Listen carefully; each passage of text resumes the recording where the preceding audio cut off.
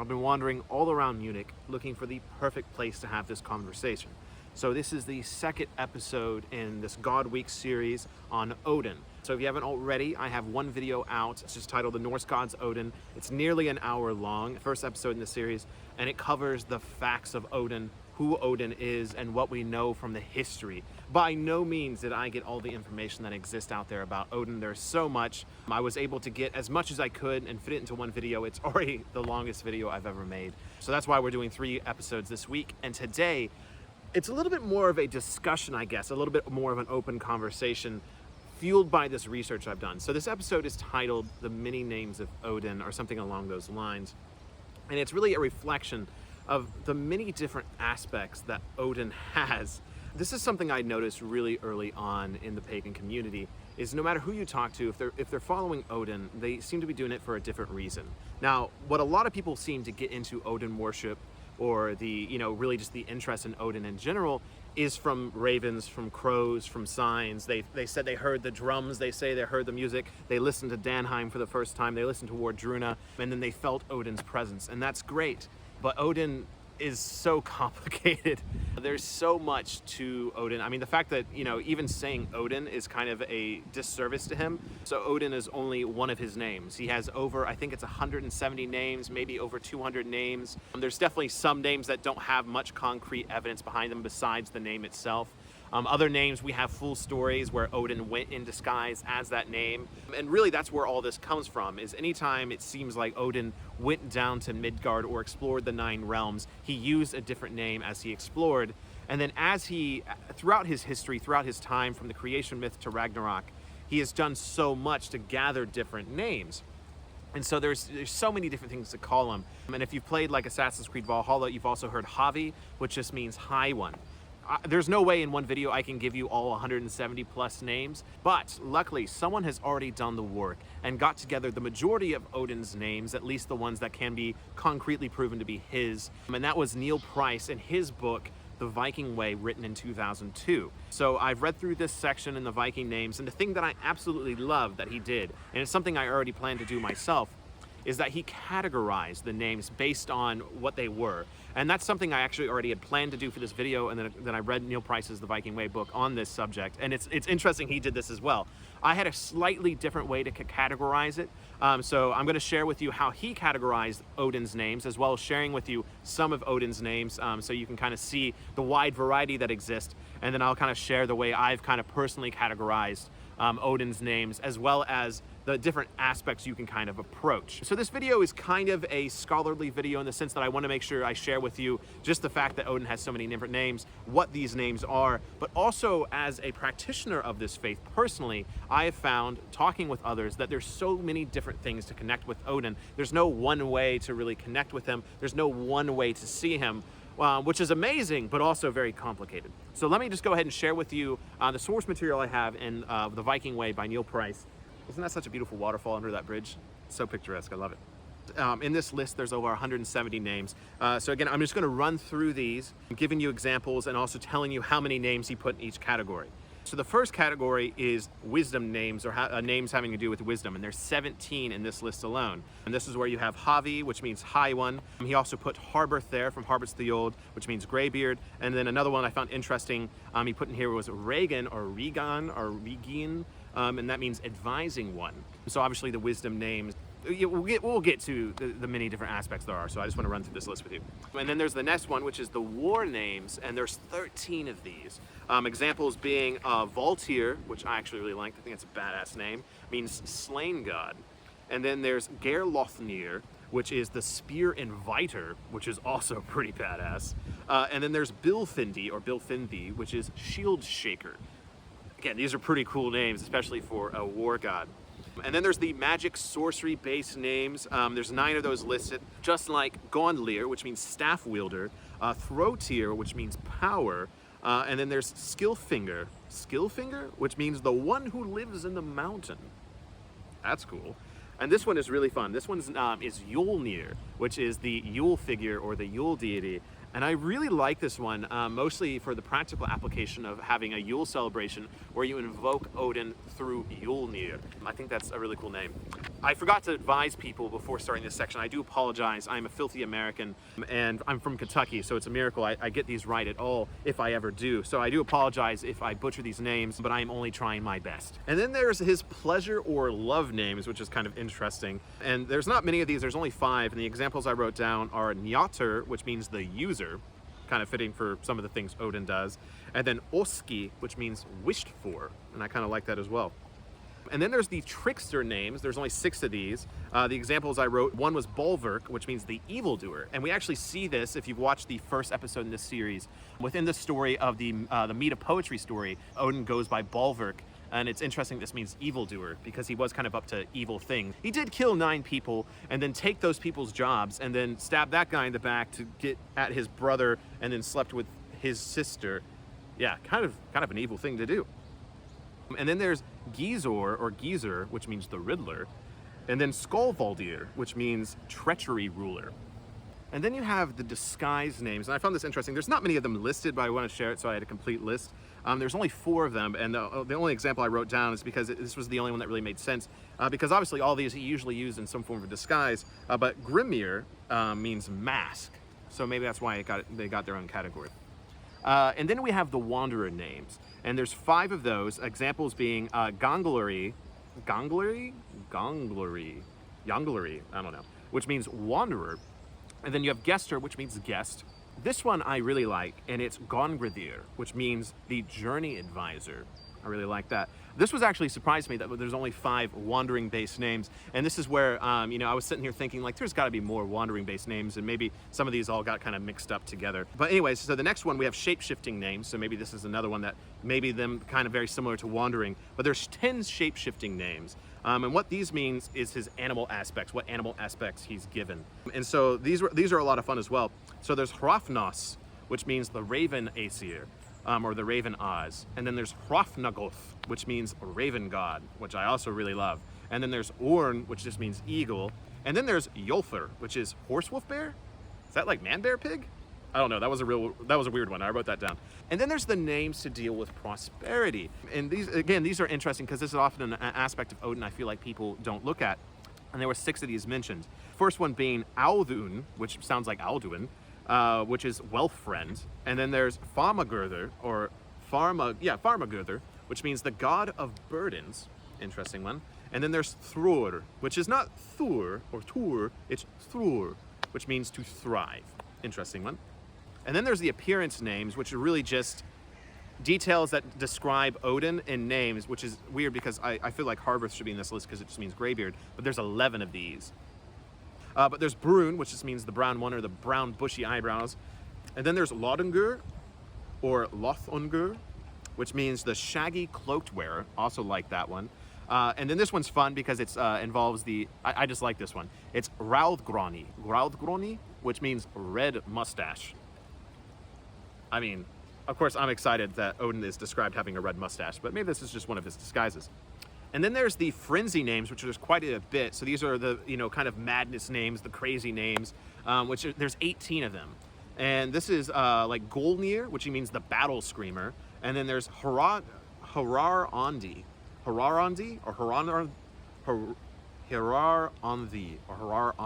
which means the screamer. And then this is the interesting one. It's interesting that this is the name we know him by the most, which is Othin. Which means the frenzied one. I really don't know the reason why this is the name we get stuck with, the name we remember the most, especially when you have names like Hrafnagoth, which means the Raven God.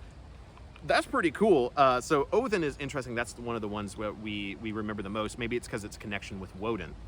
And then you have the Gallow names, or the names for people who are imprisoned, which is an interesting one that I don't think a lot of people focus on. And there's 9 of them. The first one being Gaiguther, which means the dangler. Ooh. And then Hangagoth, which means the god of the hanged. And then Vignir, which means the swinger. Ooh, kind of dark names. Ooh, gotta readjust I'm just sitting on a rock right now. Gotta readjust it. I don't want to block the great view. Let's see, there we go. And then the second to last one here, I debated whether putting in here, but again, just to have a complete list from Neil Price's The Viking Way, I put it in here, which is the divine names, so the divine name category. There's 10 of them listed, and this one I have trouble with because this one seems to mostly come from story, trying to attribute Odin as the one almighty god. So you have Aldafather, which means the father of men, and then Allfather, which obviously Allfather, which means father of all. So this is probably the second most name people know about Odin, is Allfather. And it is interesting because it definitely seems to maybe come from a Christian place, in the sense that Snorri was trying to compare Odin to, or at least Christians in general were trying to compare Odin to the one almighty god and try to put him in that same light. But it's what most people know Odin by, at least the second most thing people know Odin by, which is Allfather. So it's definitely stuck, and I really don't mind it personally.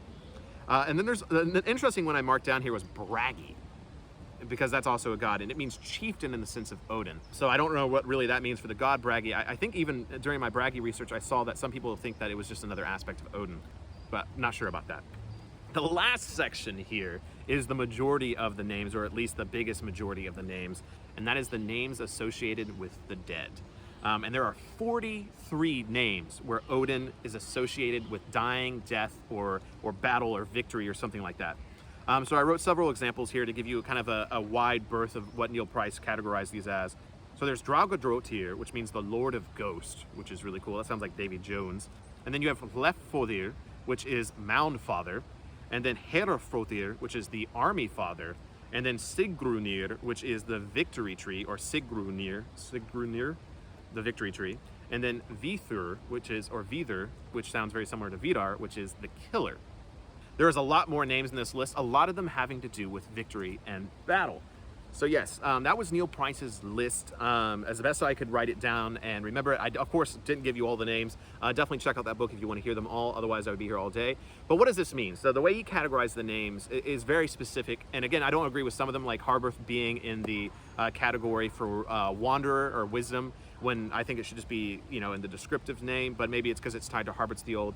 And some of these names, again, do have more prevalence, like Harberth, who's part of Harbert's the Oath.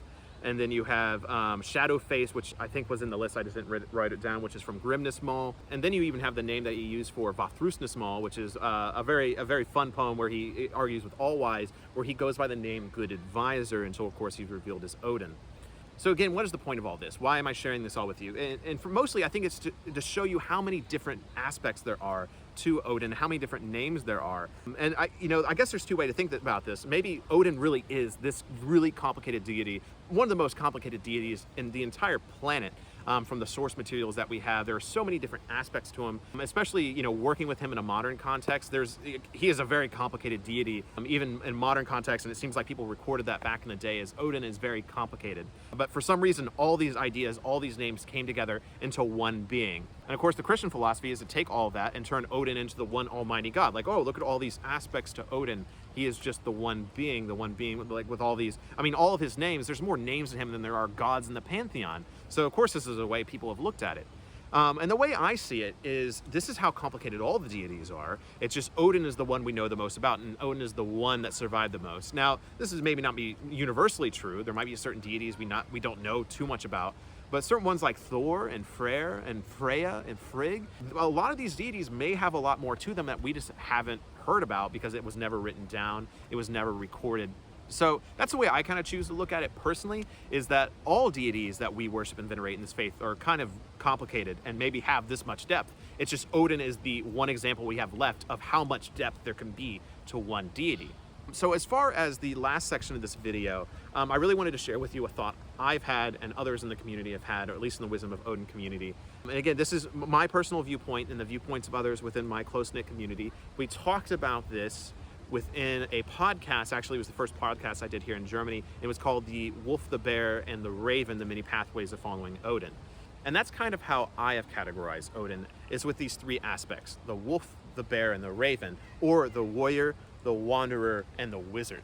And maybe this is just something that connects with me because these are the aspects that I see, and maybe there's these smaller ones that Neil Price has seen in his scholarly work. That's fine, that's great, but it seems like most of these names fit into these three categories. So the warrior being the bear, the wizard being the raven, and the wanderer being the wolf. So myself, Ian, and Baker all talked about this on the podcast because all three of us have followed a different path of Odin. Myself following the more wizardry, raven path, and then Ian following the wolf path, and then Baker following the bear path. Again, it's interesting. And this is stuff that's not necessarily concrete. We don't have a book saying here's the 3 pathways of Odin or the 10 pathways of Odin. It's just from this research and from experiencing Odin personally, it seems like that there are 3 major pathways, of course, more being out there that you can choose to follow. And this is a difficult conversation because this is definitely where you start dipping into territory where it's like, this is kind of up to you and you know, how you want to go about it. And again, it seems like a lot of people, when they come into this faith, attach to Odin right away because he's the god we know most about, but he's also one of the most complicated deities to get into. I mean, look at all these names, all the aspects. You can really get lost in the sauce, so to speak, or caught in the storm, caught in the whirlpool. There's just so much to him. You know, it can be hard to keep track of it all in your head. And so simplifying it down for myself personally into these 3 pathways, this is how I have talked about it. I mean, you see the wanderer aspect in the sense of someone who goes around the world gathering wisdom, gathering knowledge from people from all walks of life, so then you can come together, write that down, and learn something with the wolf, kind of the lone wanderer. And we see this a lot, is that Odin tends to wander alone. He goes off to try to prove himself. And then you have the raven path, you have the wizard path, where you study things like the runes, where you study shamanism, where you dive deeper into climbing the world tree, into trance work, into meditation, into rune pools or bind rune work, because this is something that Odin is really into as well. We see the rune poem, him hanging from the world tree, all of these things that Odin had to go through to gain these runes, to gain these spells. And that's a whole different path of Odin. And you can spend your whole life focusing on the runes, focusing on shamanism, or you can spend your whole life focusing on wandering and gathering wisdom.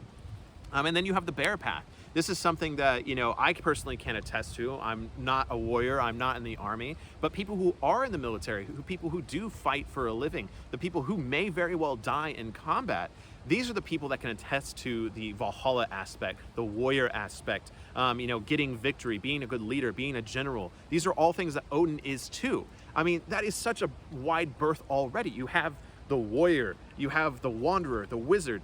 These are 3 completely different things, and yet he does them all. And then something that seems to bind them all together is the god of death. And this is kind of the final point for this video, I suppose, is that no matter who you are in this world, whether you're a wanderer, a wizard, or a warrior, you're gonna die one day. And I feel like part of Odin's knowledge, especially in the Have 'Em All, is teaching you how to accept your own death and be okay with that, but also enjoy the life you're living. Odin can tend to get a very dark reputation, and maybe it's because of the 45 different names he has tied to death. And I've had many conversations with people where Odin's like, you know, they think Odin is this very negative being, where he actually is more of this mischievous character that plays people's lives. Loki even says in Lokasena that Odin plays with the lives of humans unfairly. So, you know, this might be a thing that Odin is, but there is so much to him. You can't lock down Odin and say he's only one thing. That is so unfair to the Allfather. That is so unfair to, you know, all of his different names, to call him one thing and put him in that box. Odin cannot be put into a box. And maybe that's my preach for the day. Maybe that's my, you know, my soapbox conversation. That is something I have noticed in the broader Norse Pagan community, or at least the online community, is people tend to try to put Odin in a box and make him one thing. He is not. Now, you can focus on one thing. You can follow the raven path, the wolf path, the bear path, and learn from that. Personally, again, you know, I followed the raven path for a long time. And maybe recently I can say I've been following the wolf path. I've been wandering a lot more, learning a lot more from other people. And maybe one day the bear path, but I'm not sure. But again, that's why I love talking to other people who follow that warrior path and learning from them to see what they have experienced. And one thing that seems to bring us all together is that Odin is this weird form of balance, is that you tend to go through these hard times to get good times. And that's something we're going to explore further in Friday's video, the next video in this series, which I hope you check out, which is the modern practice of following Odin, where we're going to continue this conversation into what it means to follow Odin today. But really, I wanted to give you this video.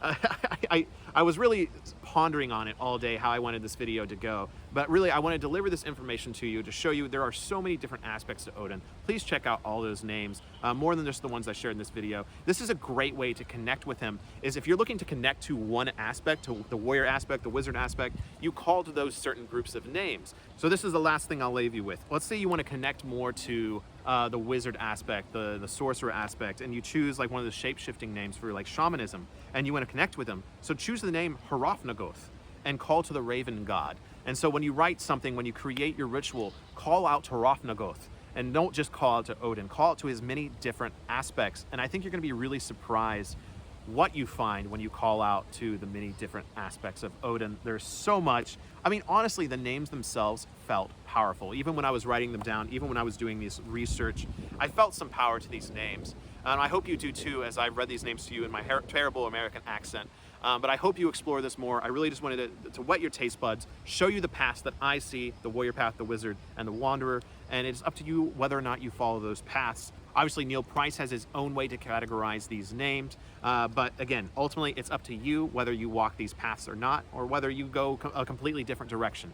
But Odin, without a doubt, is one of the most complicated and mysterious beings in all of Norse mythos, and I am so happy that we still have so much information about him. But thank you so much for joining me for this video. I hope it's been helpful for you, and I hope you're enjoying this God Week series on Odin. Please put down below what you think of Odin's names and what names you connect to the most as well. Continue the conversation in a positive way. No, just don't put Odin in a box, and don't put your own experiences in the box. There's so much to this faith and this path. I mean, I'm sitting here in the middle of Germany, right in front of a beautiful waterfall and a bridge, and it's now starting to rain as I talk about Odin. And to me, that's pretty darn cool. So, thank you so much, and until the hall, Skål.